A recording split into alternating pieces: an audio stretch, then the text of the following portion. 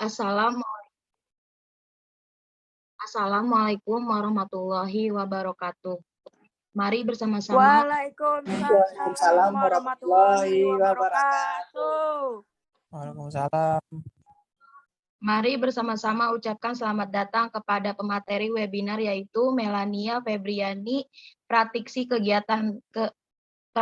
Pendidikan Anak Universitas Muhammadiyah, Profesor Dr. Hamka atau UHAMKA. Puji syukur mari senantiasa kita panjatkan kepada Allah Subhanahu wa taala karena telah memberikan limpahan rahmat kesehatan, keselamatan dan karunia kepada kita, sehingga kita bisa berkumpul di acara ini dengan selamat dan sehat walafiat. Amin. Sholawat dan salam marilah senantiasa kita sanjungkan kepada junjungan kita Nabi besar Nabi Muhammad SAW yang senantiasa kita tunggu syafaatnya hingga hari akhir nanti.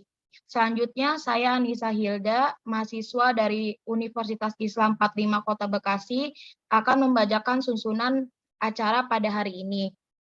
Yang pertama persiapan, yang kedua peserta masuk Zoom meeting, yang ketiga pembukaan, yang keempat sambutan perwakilan penyelenggara, yang kelima penyerahan dari MC ke moderator, yang keenam pembacaan materi, yang ketujuh pemaparan materi, yang kedelapan sesi tanya jawab, yang kesembilan pembacaan kesimpulan, yang ke-10 dokumentasi, yang 11 penutupan. Baik, langsung saja acara pertama yaitu pembukaan. Marilah kita buka acara pada hari ini dengan membaca basmalah. Bismillahirrahmanirrahim. Acara selanjutnya yaitu sambutan perwakilan pelaksanaan kegiatan webinar hari ini oleh Femi Fitriani. Waktu dan tempat kami persilakan. Assalamualaikum warahmatullahi wabarakatuh. Segala puji bagi Allah Subhanahu wa Ta'ala yang telah memberikan nikmatnya kepada kita semua. Izinkan saya Femi Fitriani, di sini saya sebagai perwakilan pelaksana acara webinar tentang supporting pencegahan kekerasan seksual pada anak dan perempuan, untuk menyampaikan sepatah dua patah kata. Sebelumnya, saya mengucapkan terima kasih kepada Melania Febriani selaku pemateri pada webinar hari ini. Tidak lupa juga ucapan terima kasih untuk para panitia, yaitu teman-teman saya, yang telah bekerja sama dengan sepenuh hati. Kita bisa menghargai kelebihan dan kekurangan dari acara ini. Dan semoga apabila ada yang tidak berkenan, mohon dimaafkan. Melalui kata sambutan ini, saya selaku perwakilan pelaksana acara mengucapkan terima kasih banyak kepada para peserta yang sudah bisa hadir menyempatkan waktunya pada siang hari ini. Demikian kata sambutan kali ini, semoga webinar siang ini berjalan dengan lancar. Amin. Wassalamualaikum warahmatullahi wabarakatuh. Waalaikumsalam warahmatullahi wabarakatuh. Oke, terima kasih Kak Femi telah membawakan sambutan. Acara selanjutnya yaitu pemaparan materi oleh Melania Febriani, tapi sebelumnya izinkan kami membacakan CV beliau terlebih dahulu yang akan dibacakan oleh moderator kita pada hari ini yaitu Novitya Warman. Waktu dan tempat kami persilakan. Baik, makasih kepada MC. Perkenalkan, saya Novitya Warman selaku moderator. Sebelum kita mulai acaranya, izinkan saya untuk memperkenalkan materi kita pada siang hari ini, yaitu ada Kak Melania Febriani sebagai mahasiswa UHAMKA. Beliau adalah praktisi pendidikan anak. Selanjutnya riwayat pendidikan beliau, yang pertama beliau pernah bersekolah di pesantren Darul Ulum Lido Islamik, lalu melanjutkan bersekolah di MA Darul Ulum Lido Islamik, dan yang terakhir pendidikan beliau adalah di Universitas Profesor Dr. UHAMKA, pendidikan bahasa Inggris. Pada hari ini sampailah kita pada acara pokok webinar supporting pencegahan kekerasan seksual yang akan disampaikan oleh Kak Melania Febriani. Silahkan. Baik, terima kasih untuk moderator atas sambutannya. Baik, saya akan melakukan share screen terlebih dahulu. Apa sudah terlihat? Sudah, Kak. Sudah. Oke. Baik, jadi hari ini kita akan membahas tentang bagaimana kita melindungi anak-anak dan juga remaja dari predator seksual. Lalu apa yang harus kita lakukan terhadap itu? Oke. Nah, seperti yang kita tahu dari pertengahan tahun 2021 sampai 2022 ini kita disambut dengan berbagai macam kasus pelecehan dan juga kekerasan seksual yang sudah sangat banyak terjadi. Seperti kasus seorang ustadz yang memperkosa 12 santrinya, yaitu Heri Wirawan, dan juga polisi yang mencabuli pacarnya, atau beberapa kasus-kasus yang ada di sini. Tapi kebanyakan dari situ korbannya itu adalah anak-anak, balita, gitu, pada usia-usia yang tidak wajar. Ini, seperti yang kita lihat di sini ada pengakuan tersangka kekerasan seksual anak yang diduga beraksi sejak April 2017. Terus ada juga pelaku kekerasan seksual yang ditangkap, pelaku melakukan pencabulan terhadap 42 anak-anak. Lalu kasus kekerasan seksual terhadap 12 anak, lalu anak-anak masih jadi korban kekerasan seksual, masih sangat rentan. Saya sempat mau mengutip sebuah kasus, nama pelakunya adalah Emon. Nah, ketika si Emon ini ditangkap, anak-anak itu bukannya sedih, anak-anak itu tuh malah bukannya sedih, bukannya senang, tapi anak-anak itu tuh malah sedih karena ketika ditanya oleh para psikolog, anak-anak itu menjawab, nah, kita soalnya jajan sama Emon, kita main sama Emon, kita main layangan sama Emon, Emon ini, Emon itu. Karena mereka selalu mendapatkan kasih sayang dari si Emon ini, sehingga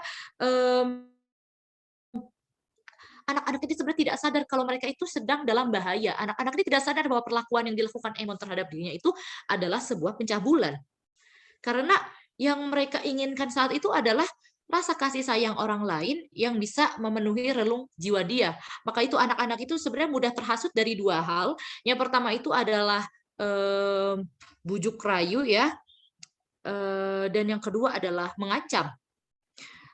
Lalu kita juga sedang mengalami yang namanya krisis kekerasan seksual karena pemerintah telah mencatat 6.500 lebih kasus kekerasan seksual terhadap anak sepanjang 2021. Yang dikutip dari kompas.com, Kementerian Pemberdayaan Perempuan dan Perlindungan Anak PPPA mencatat belasan ribu kasus kekerasan terhadap anak dan perempuan sepanjang tahun 2021. Sepanjang tahun 2021 terdapat 10.247 kasus kekerasan terhadap perempuan, yang mana 15,2%-nya adalah kekerasan seksual.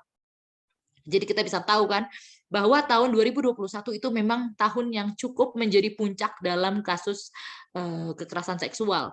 Kita selalu dihadirkan dengan berbagai macam kasus kekerasan seksual yang viral, entah di TikTok, entah di Twitter, dimanapun itu, yang membuat kita sebagai kaum perempuan menjadi takut, menjadi waspada yang cukup berlebihan, sehingga kita merasa gak aman, kita tidak memiliki rasa aman. Nah, kenapa ini semua terjadi? Nah, ini dia teman-teman, kenapa ini semua bisa terjadi? Kata kuncinya itu ada di lalai dan abai. Kita lalai mempersiapkan anak-anak kita itu untuk menghadapi perkembangan zaman yang sangat cepat seperti sekarang. Sadar atau tidak sadar, kita bisa melihat banyak anak kecil yang menggunakan handphone dari usia yang wajar hingga usia yang tidak wajar, yang menyebabkan akses menuju pornografi itu menjadi mudah dan menyebabkan kerusakan otak. Setiap saya menghadiri seperti webinar atau seminar tentang kekerasan seksual, mungkin yang banyak mereka bahas itu adalah tentang pemulihan bagaimana penyintas kekerasan seksual itu bisa kembali pulih lagi.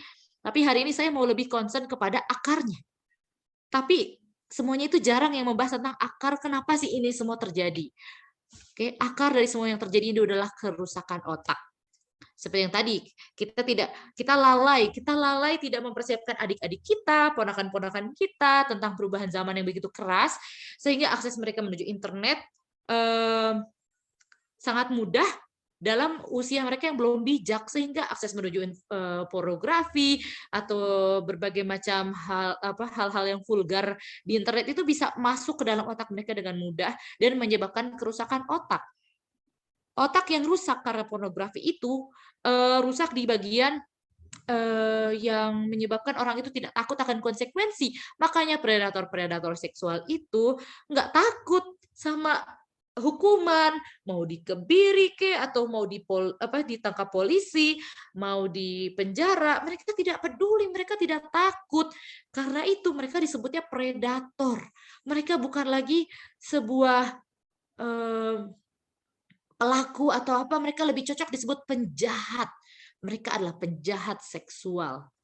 Karena itu tadi kita lalai, kita abai untuk mengingatkan adik-adik kita, keponakan-ponakan kita, bahwa di luar sana banyak sekali orang-orang yang memiliki kerusakan otak yang sedang mengincar mereka.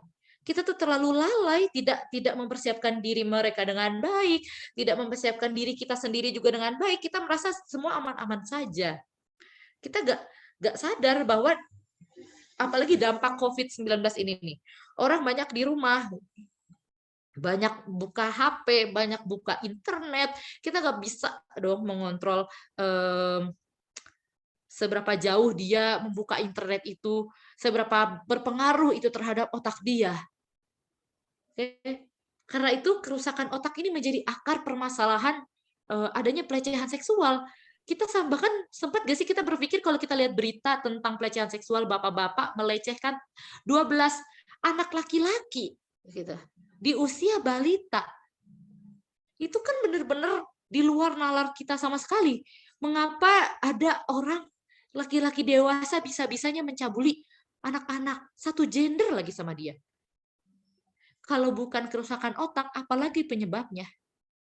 Nah, kerusakan otak ini bisa menyebabkan kelainan fetish atau kelainan seksual dia, bisa seperti itu jauhnya gitu. Karena kalau misalnya kita lihat sekarang ini, yang bikin serem abad-abad ini tuh karena pelecehan seksual, kekerasan seksual itu udah gak lihat gender, udah gak ada lagi kita bisa ngomong kamu anak perempuan, hati-hati, nanti ada orang jahat yang mencabuli kamu gitu. Kita udah gak bisa bilang itu lagi ke perempuan doang, kita sekarang bahkan bisa bilang itu ke laki-laki juga. Ada om-om mengincar laki-laki. Itu sekarang pendidikan tentang kekerasan seksual itu tidak hanya pada perempuan tapi juga pada laki-laki, karena sekarang resikonya sama. Wanita dewasa bisa mencabuli anak kecil perempuan, pria dewasa bisa mencabuli anak kecil laki-laki. Pokoknya namanya orang sudah punya kerusakan otak, itu semua dihajar sama dia. So, apa yang harus kita lakukan? Apa yang harus kita lakukan ini untuk mencegah diri kita, mencegah adik-adik kita, mencegah keponakan-keponakan kita, anak-anak kita dari predator seksual ini? Yang pertama, berilah pemahaman terhadap anak-anak mengenai tentang bagaimana mengenali tubuhnya, mengenali dirinya, dan menjaga dirinya. So, biar saya beri contoh. Misalnya, siapa di sini yang mau jadi relawan untuk jadi anaknya? Dimas, Bu. Dimas? Oke, boleh. Tolong nyalakan kameranya.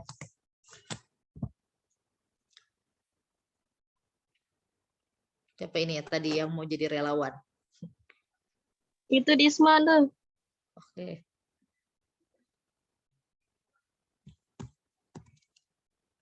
Apa? Ada nggak nih biar bisa dicontohin? Udah kalau nggak ada, gini dah.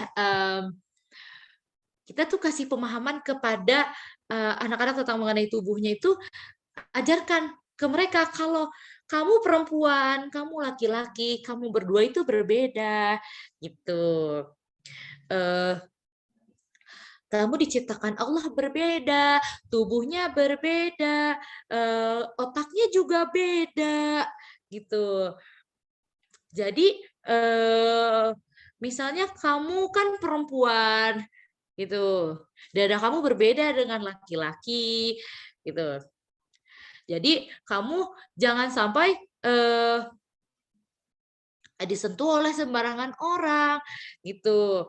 Kita ajarkan dia tentang tubuhnya. Pokoknya kita ajarkan berkali-kali. Kalau untuk anak kecil itu lebih perlu menggunakan drilling teknik itu.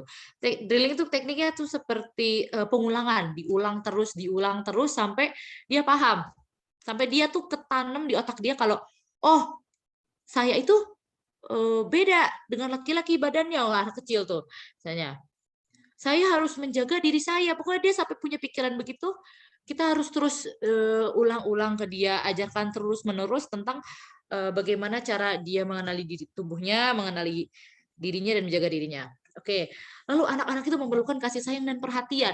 Perlu banget untuk anak-anak karena kebanyakan anak-anak itu dapatnya itu dari korban itu kebanyakan karena terkena bujukan, rayuan dari orang-orang dewasa. Entah makanan yang dia suka, entah permen, entah mainan, entah kasih sayang. Itu karena kita sebagai kakak, kita sebagai orang tua, itu kita nggak bisa tuh memberikan kasih sayang yang dibutuhkan anak-anak. Sehingga mereka mencari kasih sayang itu di luar.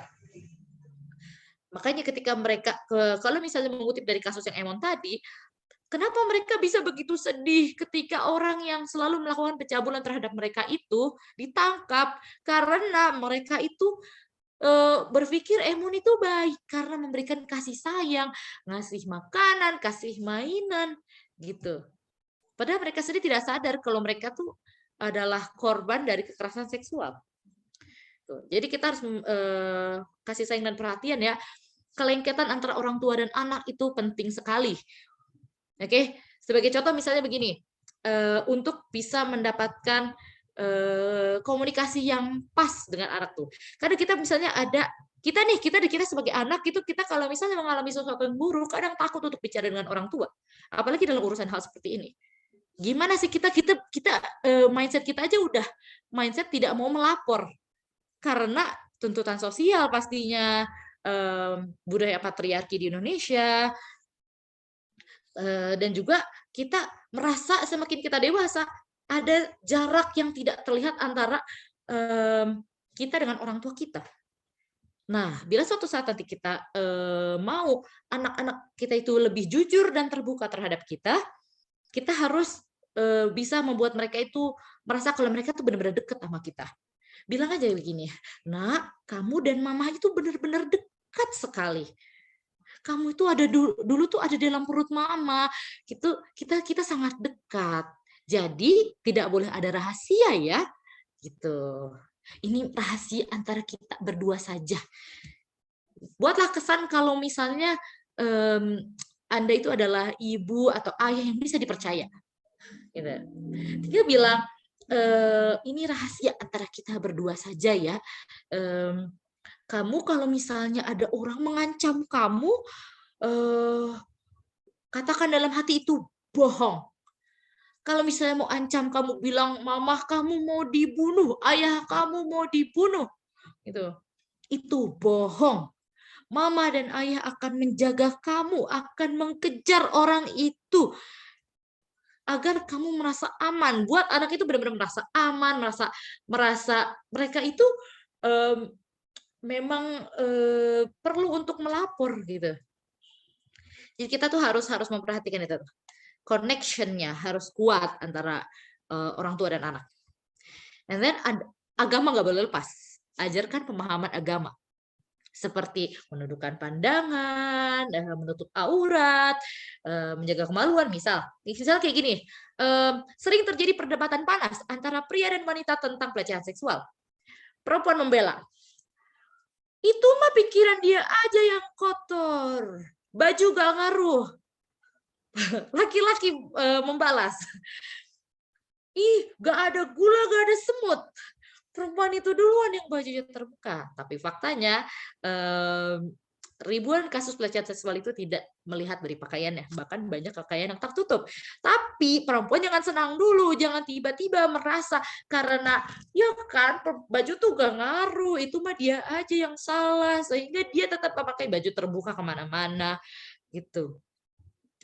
Gitulah makanya adilnya agama kita tuh begitu, adilnya agama Islam tuh begitu. Jadi dibikin juga nih aturan buat para pria dan juga ada aturan buat para perempuan. Untuk perempuan, julurkanlah hijabmu menutup dada. Jangan ngundang. Untuk para pria, tundukkan pandanganmu. Ada aturan tegas untuk masing-masingnya. Jadi tidak bisa tuh yang namanya disalah-salahkan. Gitu. Ini menyalahkan pihak ini atau pihak ini menyalahkan pihak ini, tidak usah. Itu perdebatan yang tidak ada endingnya, tapi sebenarnya ada solusinya. Yaitu dia, perempuan ya silakan jaga diri Anda dengan menutup aurat gitu. Kalau misalnya Anda sudah menutup aurat dan tetap ada yang melakukan pelecehan seksual terhadap Anda, ya itu bisa dipastikan bahwa memang kerusakan otak telah menjalar di dalam diri si pelaku gitu. Karena laki-laki aja bisa jadi korban. Kan begitu. Ajarkan pemahaman agama gitu, agar kita tidak menjadi manusia yang saling menyalahkan. Tuh. Oke, lalu kemampuan berpikir kritis. Nah, kemampuan berpikir kritis ini nih yang kita bentuk agar anak ini itu tidak mudah kena bujuk rayu para penjahat, para predator. Berpikir kritis. Untuk para perempuan yang sudah remaja seperti kita atau sudah dewasa seperti kita, berpikir kritis deh. Jangan mau hanyut hanya dalam kata cinta. Please stop it. Aku akan tanggung jawab. Ada bukti tertulisnya nggak? Kalau emang mau tanggung jawab, langsung aja kasih dia kertas. Tanggung jawab, oke. Tanggung jawab pertama, sediakan rumah 5 miliar. Misal, tanggung jawab kedua, saya mau dapat pemasukan sekitar 30 juta per bulan. Kasih materai tanda tangan, set, notaris, selesai, baru bisa tanggung jawab. Maka siapa yang pakai metode seperti itu sekarang? Semua sudah diikat oleh kata cinta. Ya kan? Makanya ini juga perlu diwaspadai. Harus ada berpikir kritis. Oke? Harus berpikir kritis. Selain itu juga untuk berpikir kritis itu kita bisa pakai metode yang tadi dengan mengajarkan kepada anak-anak kalau misalnya ada orang yang datang tiba-tiba mengancam atau membujuk dia, katakan kalau dia bohong. Katakan kepada anak itu pokoknya bohong. Mau tiba-tiba bilang, mama kamu nanti saya santet. Ayah kamu nanti saya santet. Mama kamu nanti saya culik. Kalau nggak mama kamu di kantor polisi. Ikut saya. Bohong.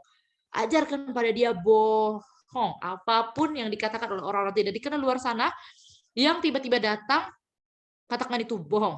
Berilah dia kemampuan berpikir kritis. Kenapa? Karena saat menghadapi kejadian tersebut, dia sendirian.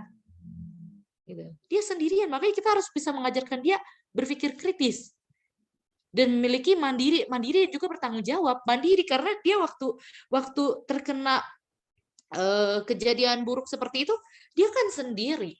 Apa yang harus dia lakukan, itulah yang menjadi konsen kita.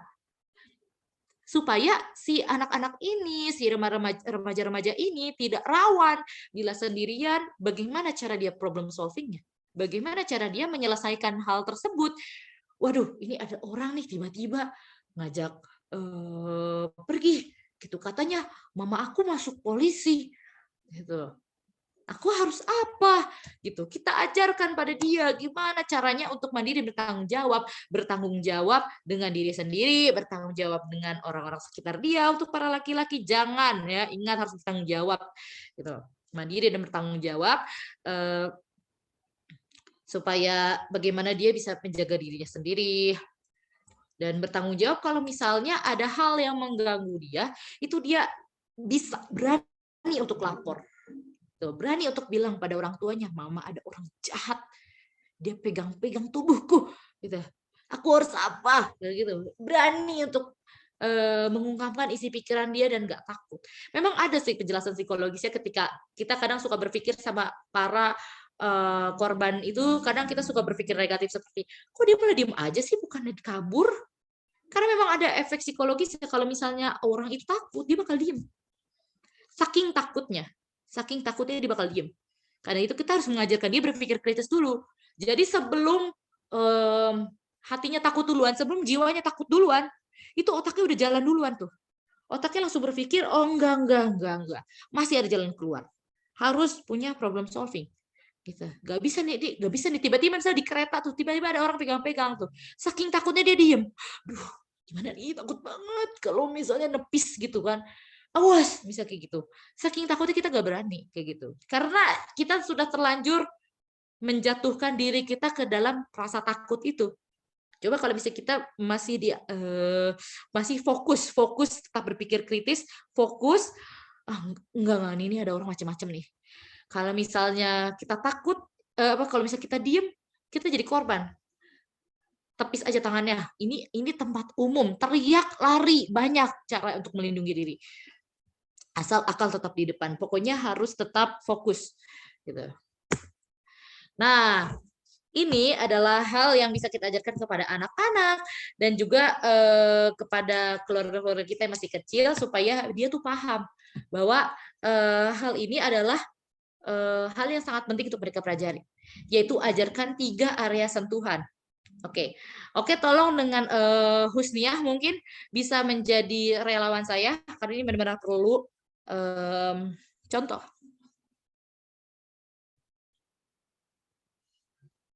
Husniah, tolong. Ya, hadir. Oke, Husniah jadi anak ya. Nah, Ya. Oke, Husniah, dengarkan saya ya, dengarkan Mama ya. Oke, ada 3 sentuhan, gitu. Sentuhan baik, sentuhan bingung, dan sentuhan buruk. Apa tadi Husniah? Sentuhan apa aja?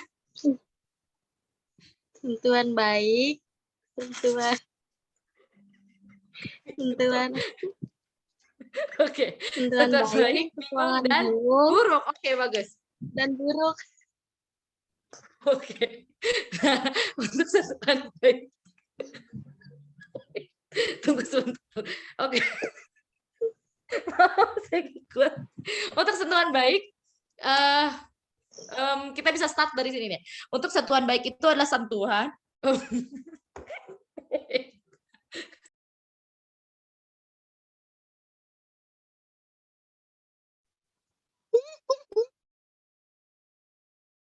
Oke, untuk sentuhan baik itu ada sentuhan dari bahu ke atas, lutut ke bawah. Oke, sentuhan baik itu bahu ke atas, lutut ke bawah. Jadi kalau misalnya ada orang menyentuh kita di kepala, kayak mengusap kepalanya kayak, ih kamu sudah besar, tapi pegang kepalanya, itu dia masih sentuhan baik. Pegang bahunya, pundaknya seperti misalnya kita ketemu orang, kita tepuk bahunya, enggak sih? Gitu. Ih, kamu sudah besar, sudah lebih tinggi dari tante. Nah, kayak gitu tuh.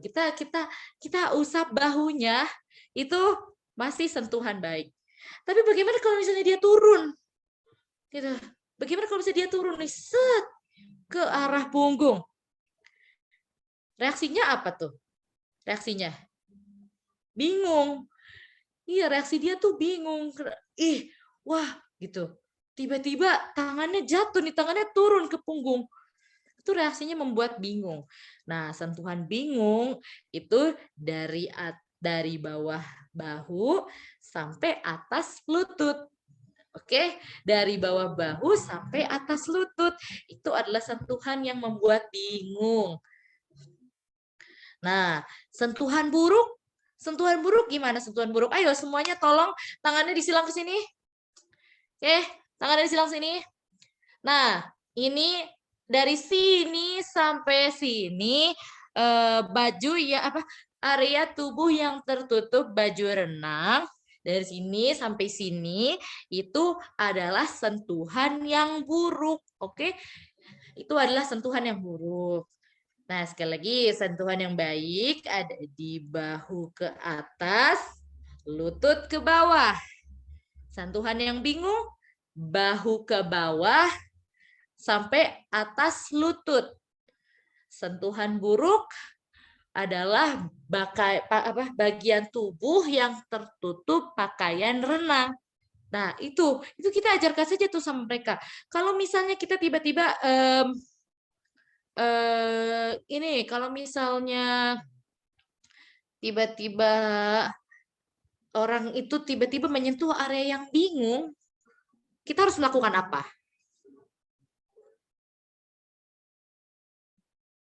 Ya, kalau misalnya ada orang yang menyentuh area yang membingungkan, bawah bahu sampai atas lutut, itu kita harus melakukan apa?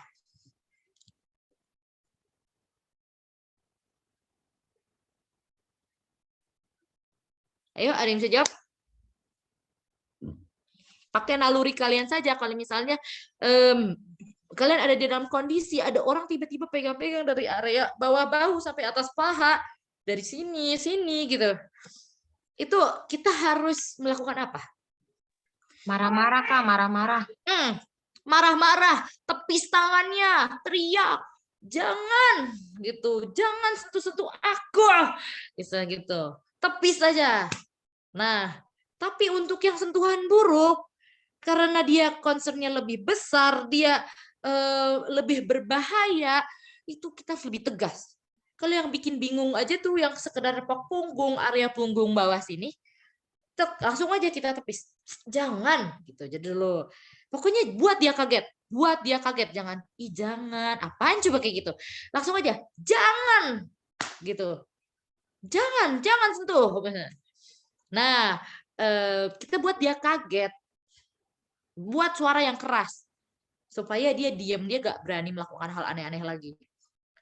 Nah, bila sentuhan buruk kita harus lebih tegas lagi. Karena kalau orang tidak dikenal dan tiba-tiba langsung menyentuh sentuhan yang buruk, itu kita harus memberikan perlawanan yang lebih tegas. Dorong orangnya, atau langsung aja, jangan lari. Dan ajarkan ini juga kepada adik-adik, ponakan, dan anak-anak kalian. Bila ada orang jahat yang tiba-tiba menyentuh sentuhan buruk atau sentuhan bingung, langsung tepis, langsung lari, dan bila menemukan orang dewasa pertama yang ada di daerah situ, langsung laporkan. Ada orang jahat, dia sentuh-sentuh aku di sana, gitu, tolong. Itu sebenarnya itu nggak boleh juga sih ngomong yang seperti itu, tapi karena ini darurat, kita bisa ajarkan kepada mereka begini, Dek, kakak tahu kamu nggak boleh bohong kan sama kakak gitu, nggak boleh bohong. Tapi untuk masalah ini, kalau kamu ketemu orang jahat, kamu boleh bohong. Kamu bilang aja, mau pipis, mau pulang. Kalau nggak, itu ada mama di sana. Misalnya kayak gitu. Bisa kita bisa kayak gitu bisa. Kita ajarkan aja kayak gitu. Tapi untuk keadaan darurat bahwa bohong itu adalah ini untuk adalah penyelamat di kala darurat. Gitu. Oke, pokoknya untuk sentuhan buruk memang harus diberikan perlakuan yang lebih tegas dan lebih mengancam gitu ya. Kalau sampai orang itu masih mengganggu kita, misalnya orang itu tuh bener-bener masalah otaknya tuh parah banget sampai kayak orang gila gitu kan. Cara tercepat kalau misalnya kita perempuan dan mengalahkan pria itu adalah tendang area bawahnya, itu tidak perlu teknik khusus atau bagaimana, itu langsung selesai. Tuh. Dan lari, teriak. Perempuan itu banyak senjatanya, tenggorokannya saja bisa jadi senjata karena biasanya perempuan teriak kenceng. Gitu. Lari, kalau kalian pakai sepatu hak itu lebih dapat rasanya. Tuh. Oke, sudah cukup materi kita untuk hari ini. So, ada yang mau bertanya? Oke, terima kasih Kak materinya. Mungkin ada yang bertanya untuk materi saat ini. Kalau ada yang bertanya boleh di chat atau di unmute.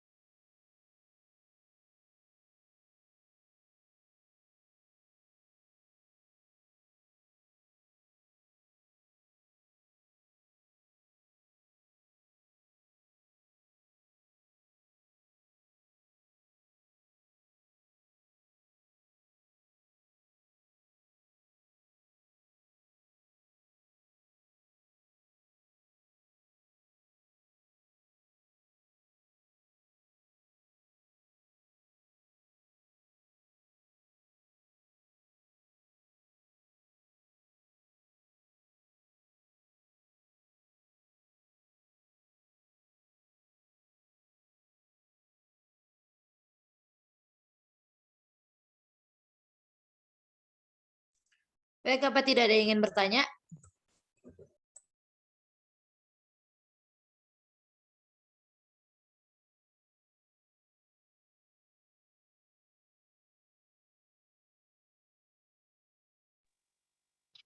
Kak, aku mau nanya dong. Boleh, oke. Aku dulu aja deh dulu deh yang nanya. Siap, kita buka Sambil diskusi. nunggu orang yang nanya.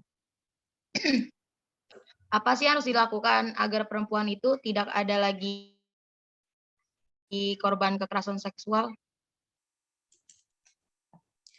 Apa yang harus dilakukan supaya perempuan itu tidak apa? Apa yang harus dilakukan agar perempuan tidak lagi menjadi korban kekerasan seksual? Korban kekerasan seksual. Mm-mm. Oke. Kenapa wanita itu selalu identik menjadi korban kekerasan seksual itu kan karena pertama budaya patriarki di Indonesia. Jadi kekerasan seksual yang mana merasa pria itu lebih dominan daripada perempuan. Lalu ketidakadilan bagi korban sehingga perempuan-perempuan itu merasa lemah, merasa tidak mau melapor. Jadi laki-laki itu suka sembarangan karena berpikir tenang aja dia gak bakal lapor. Karena nanti ujung-ujungnya kalau di Indonesia ini yang bakal salah korbannya, yang akan kena hukuman sosial adalah korbannya. Karena itu dia kadang merasa kalau misalnya dia menjadi penyintas kekerasan seksual gitu, dia mengalami kekerasan seksual, itu dia suka takut, suka malah mengurung diri, malah diem, malah tidak mau melapor. Dan kalaupun melapor, Indonesia itu sangat-sangat tidak berguna dalam urusan hal seperti ini. Kalau kita lapor itu harus menyertakan bukti. Ya, buktinya bagaimana? Kalau misalnya buktinya berupa video yang terekam, nanti ujung-ujungnya tuh video bakal dicariin sama orang. Mana videonya? Coba lihat yang mana sih yang mana. Dan yang akan mendapatkan tanda itu adalah yang perempuannya, yang korbannya. Dari situ para laki itu suka kadang berpikir kayak, ya udah sih kalau di saya mah nggak ada bekasnya gitu. Kadang-kadang perempuan. Jadi dari sini kita sebenarnya harus banget perlu nih meningkatkan derajat perempuan ya dengan bukan menjadi feminis juga dengan tiba-tiba kita menggaungkan sebuah mindset tentang perempuan tidak perlu memasak. Memasak itu adalah basic kehidupan untuk masing-masing orang, untuk pria juga harus bisa masak, perempuan juga harus bisa masak, karena kalau tiba-tiba kamu terlantar di tengah hutan, ya harus bisa masak untuk bisa makan. Itu namanya survival skill. Jadi kalau perempuan merasa dia feminis karena gak mau masak, ya juga masalah sih, cuma masak itu bukan keperluan perempuan, bukan keperluan laki-laki, keperluan bertahan hidup, survival skill, beda. Kita lebih cocoknya tuh feminis itu tentang bagaimana supaya kita tuh bisa dihargai lebih tinggi lagi gitu, lebih dihargai dari para laki-laki. Kita harus lebih tegas tentunya, lebih tegas, jangan takut. Itu hilangi rasa takut. Kalau misalnya perempuan itu skemanya misalnya nih, perempuan itu lebih berani dalam urusan ketika dilecehkan oleh seseorang tuh dia lebih berani, dia langsung tindak di tempat kayak awas menyingkir gitu. Itu akan mencegah kan, gitu. Mencegah nih ada laki-laki yang mau tiba-tiba melecehkan gitu. Itu kita tuh harus bisa melawan dia walaupun misalnya sambil takut-takut gitu gak masalah. Soalnya kita kalau misalnya tidak memberikan perlawanan sama sekali, dia akan merasa kayak oh dia oke nih, nggak masalah gitu.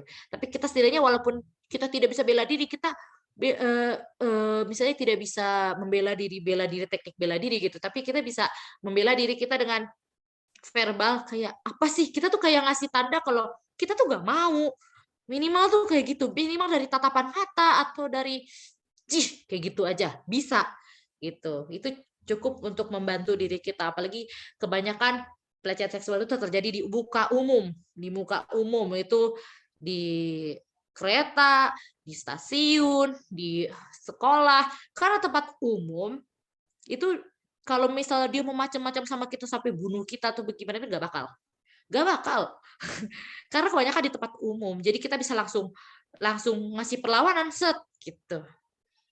Paling gitu aja sih supaya lebih mencegah banyak terjadinya itu adalah kita harus lebih tegas, kita tuh harus memberikan kesan kalau Gak mau nih, enak aja nih. Saya bukan orang yang cocok buat dijadikan bahan seksual Anda. I'm sorry gitu. Oke, sudah terjawab? Oke, terima kasih ya, Kak.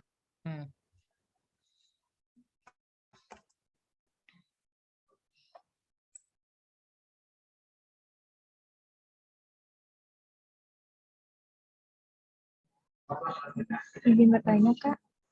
Oke, silahkan. Saya Mega. Menurut Kak, bagaimana sih hukum di Indonesia buat pelaku pelecehan? Apakah sudah cukup atau masih kurang? Soalnya banyak, Sangat kurang. Oke, lanjut. ya, soalnya masih banyak banget nih kasus pelecehan di mana-mana kan. Jadi kayak kita itu kurang terlindungi oleh undang-undang di negara kita sendiri. Terima kasih. Oke. Baik, terima kasih untuk pertanyaannya. Oke, kalau misalnya untuk hukum, di Indonesia ini sempat ada rencana untuk memasukkan RUU PSK, RUU PKS ya, RUU PKS ke dalam tatanan DPR-nya tuh. Cuma sampai sekarang kita belum dapat kejelasan. Nah, RUU PKS ini isinya adalah lebih banyak ke apa sih namanya, fasilitas untuk rehabilitasi diri kita gitu, untuk penyembuhan, pencegahan terhadap para penyintas kekerasan seksual. Yang mana ini akan sangat menguntungkan kalau misalnya kita lihat dari di Amerika. Di Amerika itu ketika ada korban pelecehan seksual, walaupun dia bukan warga Amerika, dia akan mendapatkan fasilitas yang sama. Jadi dia akan mendapatkan pengobatan, penyembuhan untuk dirinya supaya bisa bangkit lagi, gitu. Sementara di Indonesia ini belum ada yang seperti itu. Bahkan bila kita lapor polisi pun yang akan dipersulit adalah pihak perempuan. Anehnya begitu. Biasanya akan yang akan diusut itu kalau misalnya korbannya banyak, gitu. 12, 11, atau misalnya seperti 42 yang tadi, gitu. Hanya saja memang RUU PKS ini masih belum disahkan sehingga dari segi hukum kita sangat lemah jadinya. Kita nggak bisa bersandar ke situ. Ibaratnya kalau untuk keurusan pemerintah kita masih belum bisa bersandar ke sana lah. Sekarang yang harus bisa menjadi fokus adalah kita bergantung pada diri kita sendiri dulu aja gitu. Karena ketika kejadian memang kita cuma sendiri. Masa kita pas lagi rame-rame ada pelecehan seksual kan enggak, pasti kita cuma pas lagi sendiri. Terus ada orang jahat yang tiba-tiba mendekat. Itu ya yang kita andalkan adalah diri kita sendiri loh. Kalau kita berharap pada pemerintah, khususnya pemerintah Indonesia, I'm sorry to say, tapi itu agak hopeless. Karena emang RUU aja belum disahkan gitu loh DPR. Masih menggantung aja kasus sampai sekarang. Oke, apa itu menjawab? Menjawab, Kak. Terima kasih ya, Kak. Thank you.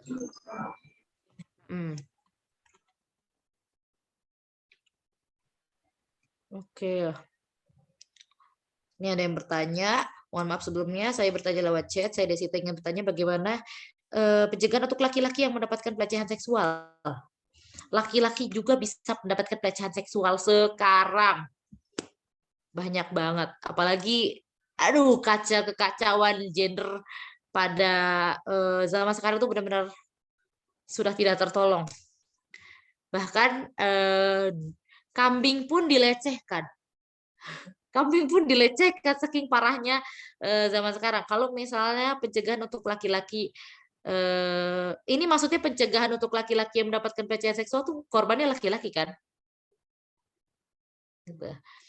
Kalau korbannya laki-laki, pencegahannya itu pertama ingat, mau perempuan mau laki-laki, ingat yang rumus sentuhan tadi. Ingat yang rumus sentuhan tadi. Pokoknya kalau misalnya laki-laki, batasnya laki-laki atau perempuan, pokoknya dari sini sampai sini, kalau dipegangnya cuma dari atas bahu sampai pala, itu adalah sentuhan yang baik. Kayak sentuhan usap kepala atau tepuk bahu, tanda kekerabatan, begini nih. Nah, itu masih harus diwajarkan. Untuk laki-laki juga begitu. Kalau misalnya dia turun dari bahu, turun agak ke bawah gitu, ke punggung, tepok gitu. Apaan sih gitu. Harusnya laki-laki juga bisa melawan diri gitu. Awas gitu, jangan. Tuh, apalagi apalagi kebanyakan kalau laki-laki sih korbannya anak-anak ya, korbannya anak-anak laki-laki bisa sekitar puluhan malah waktu itu di kasusnya. Itu tadi jangan sampai termakan rayuan atau ancaman. Ingat saja, pokoknya yang dikatakan oleh orang-orang jahat itu adalah bohong. Kita yang udah besar pun seperti itu. Kita yang udah dewasa, kita yang sudah remaja, itu kalau misalnya ada orang jahat mau ngomong apapun ke kita anggap itu bohong. Tapi kalau misalnya orang itu maksa gitu, maksa, kita bingung perlakuan gimana nih, kita itu gimana nih melawannya, kita gimana gitu. Kalau seperti itu memang kita harus teriak, pokoknya kita harus melawan gimana pun juga, dan usahakan tetap akal itu di depan, sehingga kita tuh gak larut sama rasa takut. Kalau kita larut sama rasa takut, ujung-ujung kepada kita malah diem karena saking takutnya gitu. Tapi kalau laki-laki pencegahannya sama aja ya kayak perempuan gitu, karena tidak ada yang membedakan, yang diserang juga bagian-bagian itu juga gitu. Paling ya berhati-hati sama entah tante-tante, entah om-om, siapapun itu yang tiba-tiba nepok kamu, harap hati-hati aja gitu. Oke. Untuk ya Mbak, saya mau nanya kalau catcalling termasuk, akhirnya ada yang nanya ini. Catcalling termasuk pelecehan seksual nggak? Kalau iya, bagaimana cara menghadapinya? Terima kasih. Oke, catcalling ya. Catcalling itu masuk. Pelecehan seksual itu adalah bagian dari kekerasan seksual. Nah, pelecehan seksual itu kebanyakan bentuknya itu seperti sentuhan, tatapan, pelecehan seksual verbal juga ada. Nah, kalau catcalling masuknya ke yang verbal. Kita mengatakan kata-kata kotor kepada orang lain itu adalah pelecehan seksual verbal. Kita catcalling, ngegoda-goda orang lain, itu juga masuknya verbal. Jadi harap hati-hati. Nah, untuk catcalling ini, cara menghadapinya, pertama, ada yang bilang abaikan saja. Tapi kalau abaikan saja, jelas si pelaku ini tidak akan jerak. Tapi kalau kita yang ngebales dia, gitu. Kalau misalnya kita yang ngebales dia, itu beresiko, bisa beresiko kita dalam bahaya atau bagaimana gitu kan. Catcalling. Sebenarnya memang paling aman itu kita abaikan saja. Abaikan. Lalu misalnya ada orang yang bisa membantu kita dari depan, kita tinggal ngomong, tolong itu ada orang-orang iseng nih, ngomong-ngomongin hal yang nggak pantas ke setiap cewek-cewek yang lewat gitu. Biar ada yang tegur. Kalau enggak, sebenarnya teguran juga sebenarnya perlu sih, teguran gitu. Teguran, tapi kita harus balas dia dengan kata-kata yang bukannya gimana ya, tapi kata-kata yang cukup untuk menyadarkan dia. Seperti misalnya nih, kita lagi di jalan, terus kita tiba-tiba ada yang neng gitu. Ya kita bilang aja, Pak, maaf, tolong jangan seperti itu gitu. Bisa kayak gitu aja, tolong bilang maaf, atau enggak kalau misalnya kalian malas, kalian langsung jalan agak cepat aja, pokoknya biarkan saja gitu. Jangan kalau bisa nih jalan cepatnya itu jangan sampai nunjukin kalau kalian itu seperti ngeh. Kalau kalian itu ngeh sama catcalling tersebut. Jalan aja, udah jalan kayak gak dengar. Kalau enggak, kalian buka handphone, anggap kalian tuh lagi angkat telepon. Biasa itu cukup ampuh. Bisa juga kayak kalau misalnya kalau misalnya untuk pencegahan penculikan di taksi gitu. Itu sering, itu ampuh tuh. Pura-pura angkat telepon. Pura-pura kalau misalnya kalian itu adalah orang yang berpengaruh, misalnya kalian telepon orang random aja teman kalian, tapi kalian pura-pura ngomong kayak, iya, papa udah pulang dinas, papa kan polisi pangkat berapa gitu misalnya, itu lumayan ampuh loh. Kalau misalnya kalian lagi ada keadaan super terdesak seperti di dalam taksi dan orang ini jahat, atau misalnya kalian catcalling dan orang itu catcallingnya udah mulai ke arah yang mengganggu gitu, udah nyorakin gitu, udah bener-bener sampai pengen ngejar, itu kalian bisa dengan cara seperti itu gitu, angkat telepon siapa aja gitu, pokoknya biarkan dia itu tahu kalau misalnya kalian itu tidak sendirian, ada yang lagi teleponan sama kalian gitu. Jadi kalau dia ngeganggu kalian itu ada kemungkinan kalau teman ini akan melapor. Paling itu sih kalau untuk catcalling. Karena ya itu tadi hukum di Indonesia itu sangat ringan, sangat apa ya namanya ya? Sangat kurang tegas. Jadi kalau misalnya kita melaporkan juga kayak, Pak, saya di shoot-shootin tuh sama orang di sana, nggak bakal diurus. Nggak bakal diurus sama polisi Indonesia tuh, nggak bakal diurus.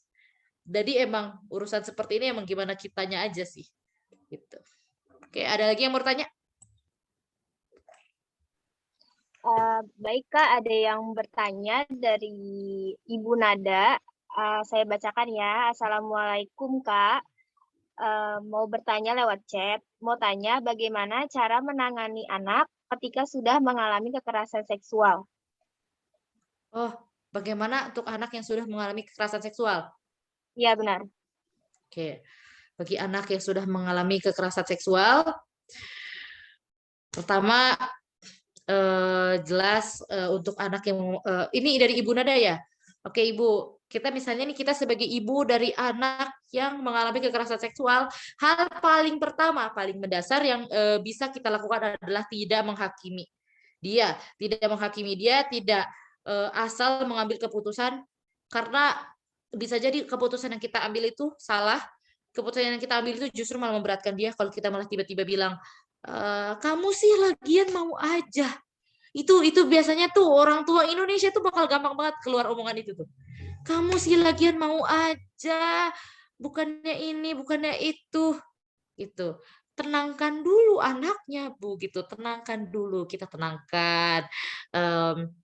Kita beri dia rasa aman kembali. Kalau ketika dia seperti itu nih, ketika dia tidak ketika dia sedang mengalami musibah seperti kekerasan seksual, itu akan ada trauma tersendiri di dalam otak dia.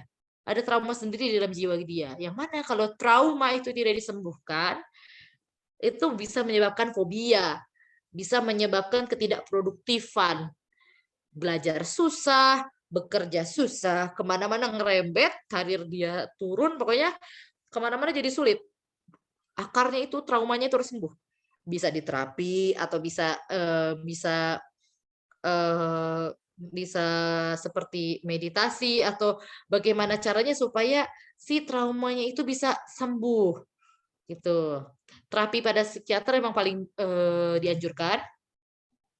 Dan kita sebagai orang tua itu tidak boleh yang itu tadi selain menghakimi, kita juga tidak boleh ini Bu, apa itu namanya? Membuat anak ini itu merasa kalau misalnya dia ini sudah tidak ini lagi gitu, sudah kayak tuh karena aku perempuan, kalau misalnya aku kehilangan keperawananku maka segalanya berakhir gitu. Kita nggak boleh menciptakan suasana itu terhadap korban.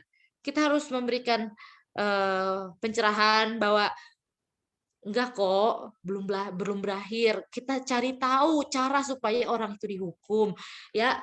Karena kalau orang itu mau dihukum itu kita harus bangkit dulu. Kita bangkit dulu, mental kita udah benar, traumanya udah berkurang, berani speak up, lapor gitu. Kalau misalnya kita lapor badan masih gemeteran, jiwanya masih belum beres, itu kita lapor, itu kita cuma bisa bengong doang paling. Bengong, takut. Terus melaporkannya itu juga menggunakan emosi. Ya namanya orang kalau misalnya berbuat sesuatu itu berdasarkan emosinya kadang suka gak beres.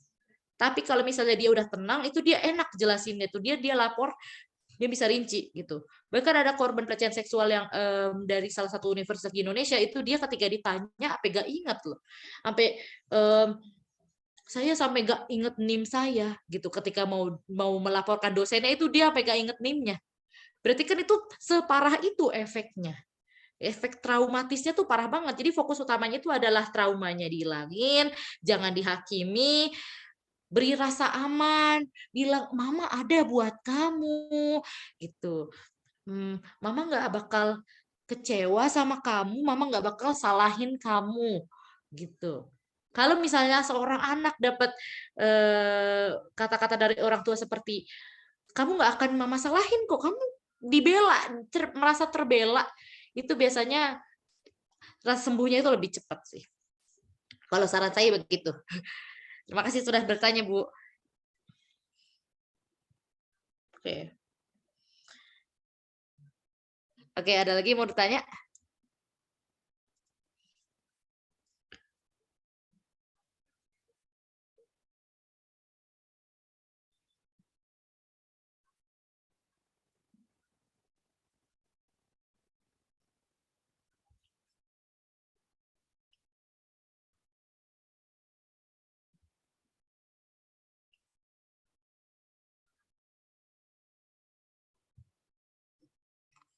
Oke, ada lagi beritanya?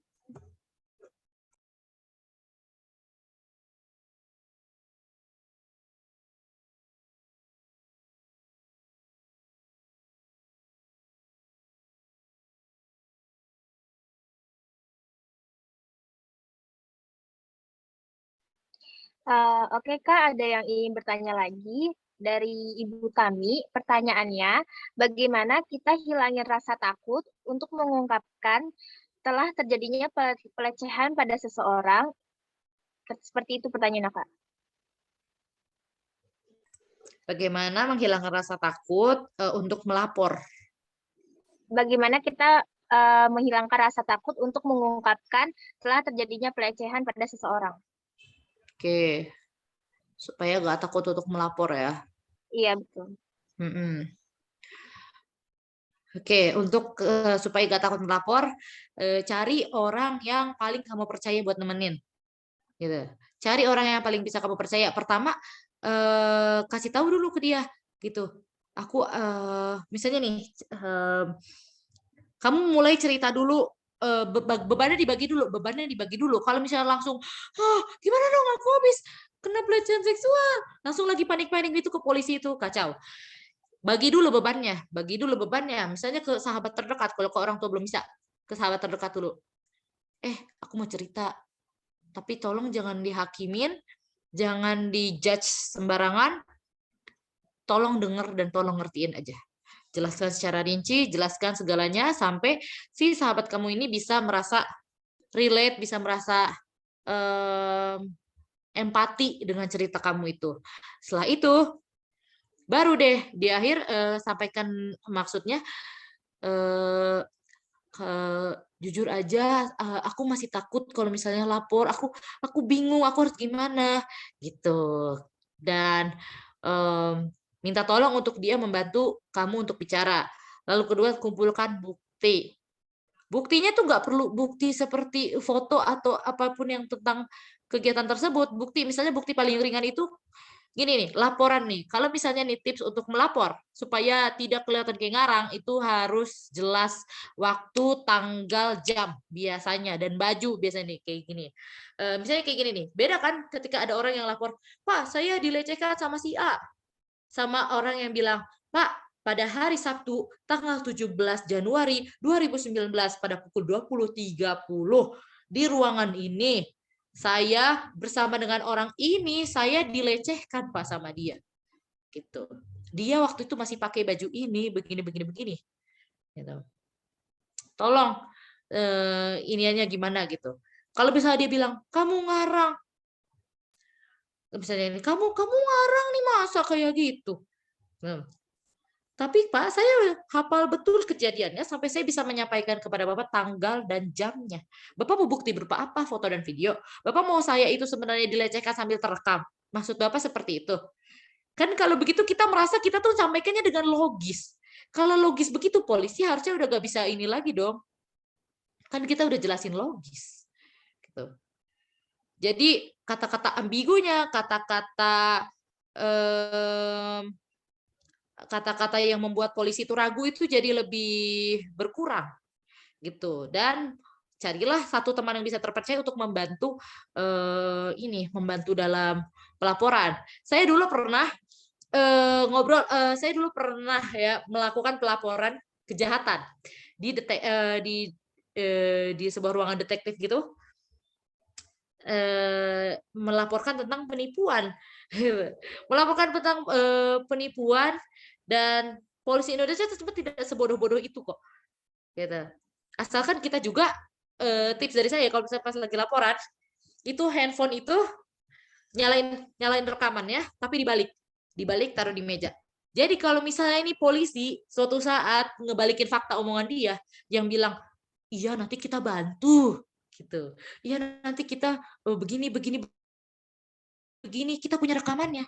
Kita tinggal ngomong katanya Bapak mau bantu. Katanya Bapak akan melakukan ini. Saya punya bukti rekamannya loh, Pak. Jadi kalau misalnya Bapak tidak membantu, berarti Bapak itu tidak menjalankan kewajiban Bapak. Biasanya kalau misalnya sudah ada bukti seperti itu, polisi sudah nggak bisa gerak. Dia harus melakukan apa yang sudah dia janjikan. Biasanya kan polisi Indonesia itu cuma janji manis tidak dilakukan. Nah, kalau sudah ada seperti itu, dia akan takut sendiri. Makanya dia bakal berusaha untuk membantu kamu menangkap si pelaku. Gitu. Harus siap segalanya sih, siap. Oke. Mental udah siap, mental udah oke. Gitu. Karena kita udah berbagi beban, udah berbagi stres ke teman kita juga harus paham keadaan, karena udah kita jelasin semaksimal mungkin. Kalau nggak teman, boleh orang tua, boleh siapa yang kamu percaya, sediakan handphone dan juga rekaman, lapor, dan rekam semua omongan polisinya. Kalau misalnya omongan polisinya itu sekiranya dia memberikan janji-janji, rekam, untungnya kerekam gitu. Jadi suatu saat kamu datang lagi situ minta bagaimana Pak perkembangan kasusnya.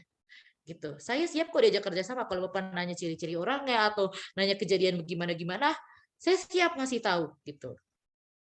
Tapi Bapak juga kan sudah berjanji sama saya, ada buktinya di rekaman bisa begitu-begitu dan itu akan sangat membantu. Di mana-mana sekarang butuh bukti tertulis atau bukti terekam. Oke, menjawab? Ya.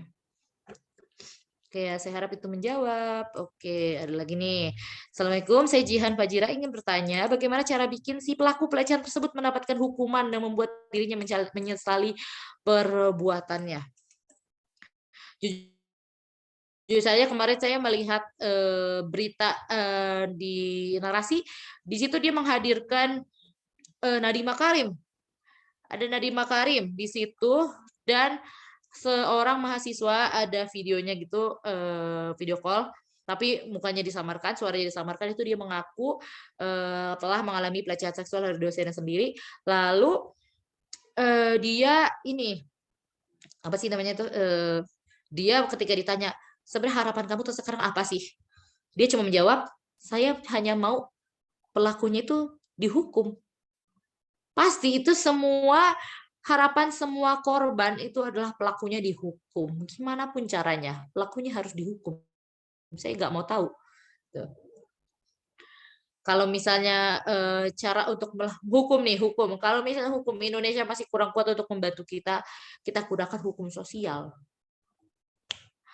Indonesia itu sudah paling ahlinya dalam urusan hukum sosial. Ini Heri Wirawan ini, kalau misalnya tidak viral, itu dia gak bakal ditangkap. Karena gak ketahuan, wong 8 tahun. 8 tahun loh kejadiannya. Udah punya anak segala macam. Kenapa baru keungkit sekarang? Karena viral. Karena mendapatkan hukuman sosial. Kalau misalnya dia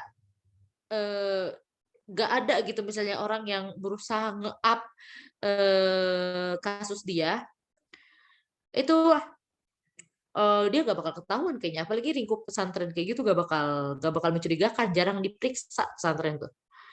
Nah, kalau misalnya untuk membuat dirinya menyisip perbuatan, kalau kita udah coba jalur hukum, kita coba jalur hukum.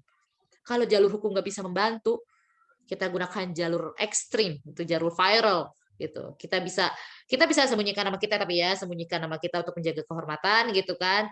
Saya bla bla bla bla bla oleh orang ini misalnya tuh.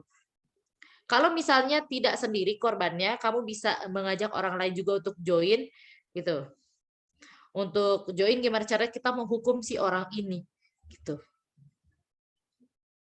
Dan membuat dia menyesali perbuatannya.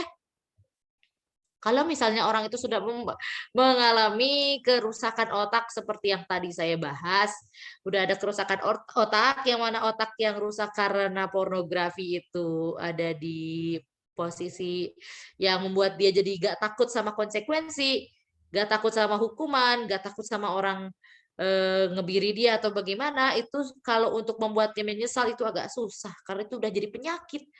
Hanya saja Depkes kita ini masih belum mengakui kalau kerusakan otak karena pornografi itu adalah sebuah penyakit. Masih belum resmi gitu penyakitnya. Mendapatkan hukuman paling ya udah gitu, pilihan hanya dua, antara hukuman jalur hukum biasa atau hukuman jalur sosial. Paling yang bisa kita bantu adalah urusan jalur sosial yang paling mudah dilakukan di negeri seperti Indonesia ini.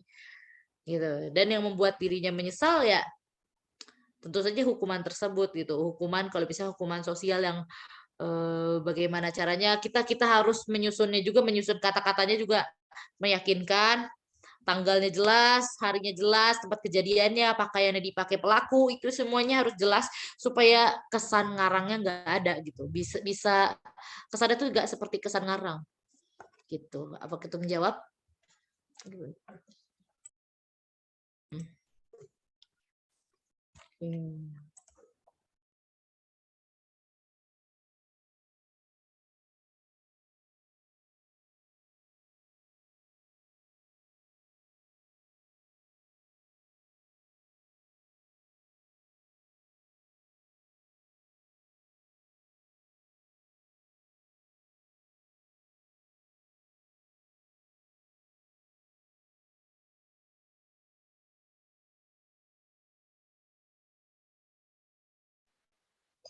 Oke, baik.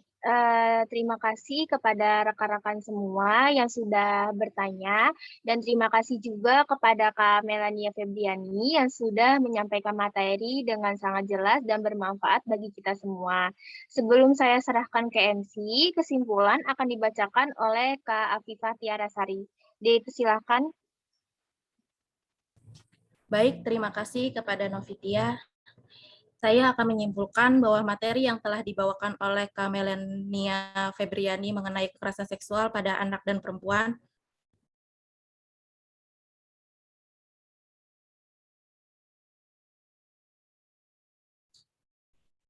predator bukanlah sebuah pelaku, tapi sebagai penjahat yang akan menjadi korban kekerasan seksual kebanyakan yaitu anak-anak dan perempuan. Apalagi di masa pandemik seperti ini, kekerasan seksual pada anak dan perempuan itu sangat meningkat.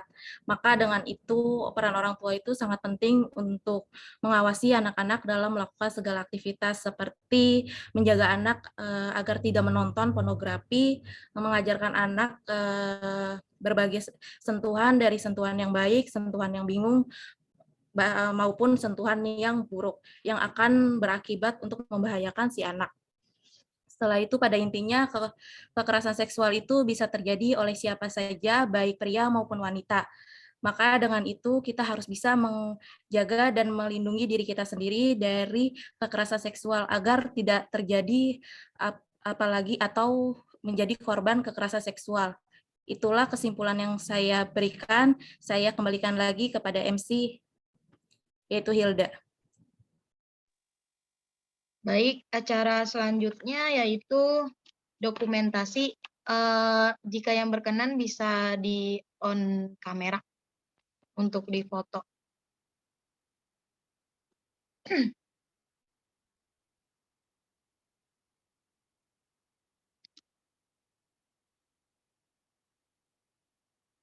Kokong.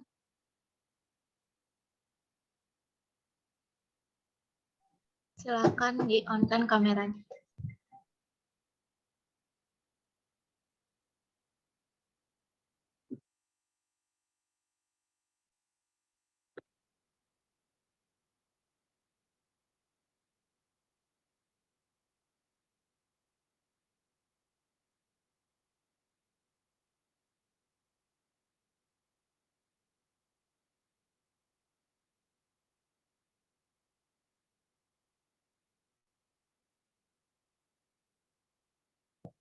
Sudah selesai. Kamu udah belum? Sudah. Udah, Kom. Berasa, Kom.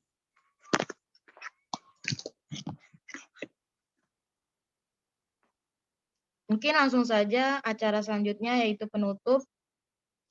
Terima kasih banyak kepada Kak Melania Febriani selaku pemateri serta peserta yang telah menyimak acara.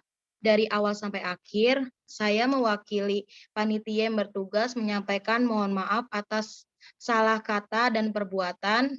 Saya akhiri, terima kasih dan wassalamualaikum warahmatullahi wabarakatuh. Waalaikumsalam warahmatullahi wabarakatuh. Assalamualaikum warahmatullahi wabarakatuh. Untuk panitia jangan keluar dulu ya.